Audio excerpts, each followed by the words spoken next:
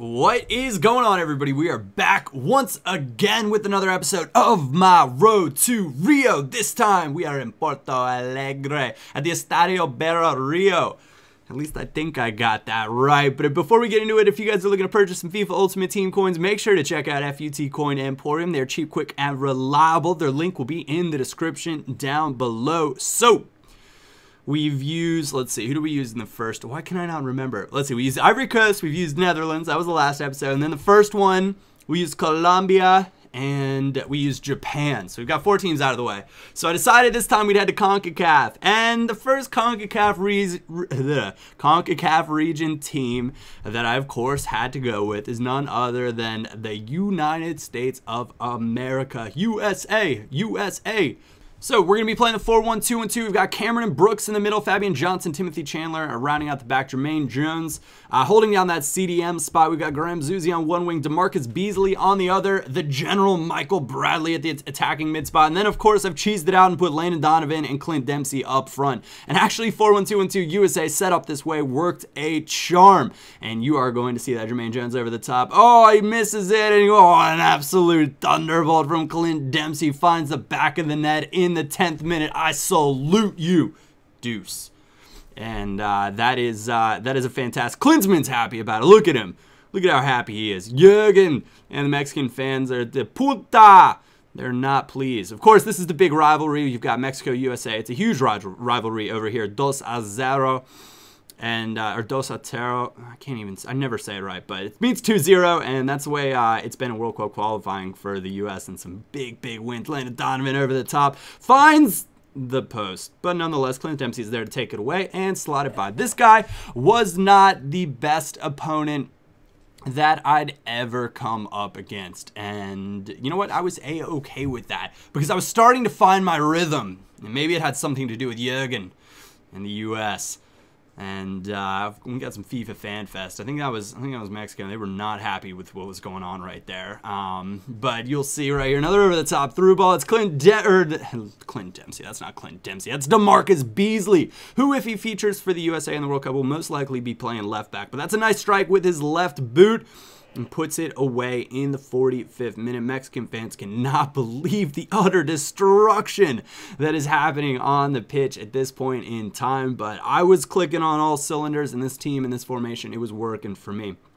You can see now we're at 3-0 just after halftime, working things forward. I think he shot it straight away off a kickoff, something along those lines. Nice little 1-2 passing, finds the through ball, and he pressed up every time. So beating him on a through ball was just all too easy, and that is way too simple to cut inside with just a little fake finesse shot, or fake shot right there. And Clint Dempsey managed to put another one away in the 48th minute. Well on our way to Rio. I mean, if we could keep this up, that'd be fantastic. There are the U.S. fans right outside the Capitol there, the White House in the background. So pretty cool cutscene again, and that is fantastic stuff. You can see managed to nick it away, 63rd minute, ping it around the back. Now I decided to use Brooks and Cameron in the middle, and chances are that won't be the center back pairing you'll be seeing for the States. More than likely you'll see Jeff Cameron over at right back.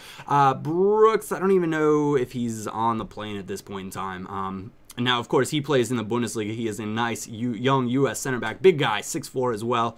But most likely, you're going to be seeing Matt Bessler and Omar Gonzalez at the back for the States. But nonetheless, these two do a really good job. They're a little bit pacier, and that's kind of why I put them in, because you have no idea who you're going to come up against in this.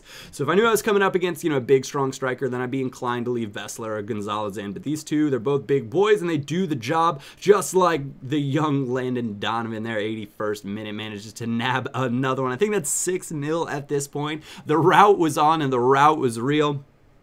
I'm not going to lie, I don't expect to score this many goals again as we, especially as we go to the higher, what are they, more populated cities? I don't know how they judge which city was which, but move on up on our road to Rio into better cities. Michael Bradley just bullying people. You can't get him like that. The general finds Landon Donovan here, and Landon Donovan gets some free space, and why not? Absolutely crushes that one off the post and in 86th minute. That is 7. That is how this one is going to come to a close.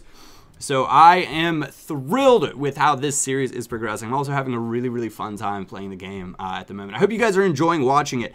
Now remember, I am away, so I won't be able to take into consideration which teams to use for the next episode. You can see Dempsey with the hat trick, Jermaine Jones, Beasley adding 1, and Donovan adding 2. So a nice outing for the U.S. national team. And I was pleased with that. I might have to revisit. And you can see the shots and the possession right there. It got a bit out of hand. But props to that guy for not rage quitting out. I definitely would have been tempted to. And I love this part. Bing, bing, bing. 3 points. Moving on towards Curitiba, I think is how you're going to do that. The Rina de Baxado, I think is the next one. So southern Brazil is, I guess, where we're headed at this point.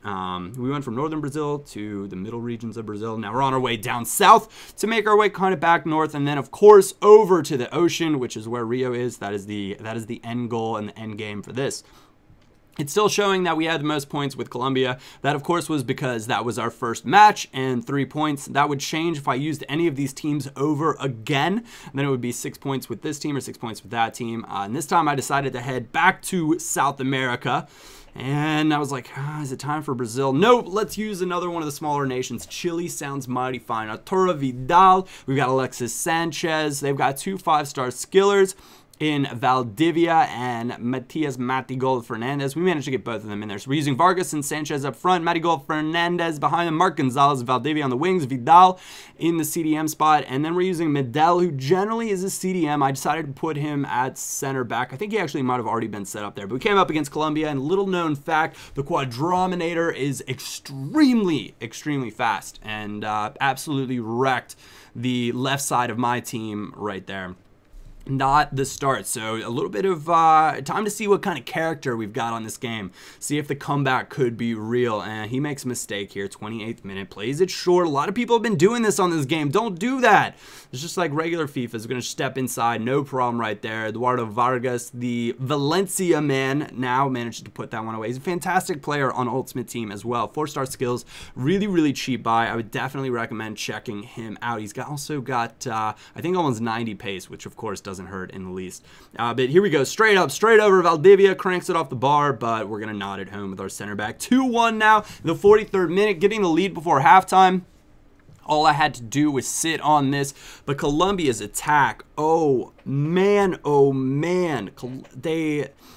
it's really, they are one of the best 4.5-star teams, and Armero carries the defense pretty hard with, or no, Perea, not Armero, obviously the left back for, I think he's on loan at West Ham right now, but Perea is really quick as far as center backs are concerned. But there's so much depth and so much pace and strength up front that it's just hard to contain him for 90 minutes.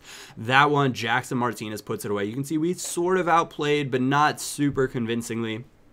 Anyways, that is how we're going to come to a close of this episode. If you guys did enjoy this, a like or thumbs up would be greatly appreciated. Here we go. Ping, ping, ping, ping, ping. Oh, maybe I think I had an extra ping. Oh, well. Nonetheless, thank you guys for watching. My name is Japes, and I will catch you all next time.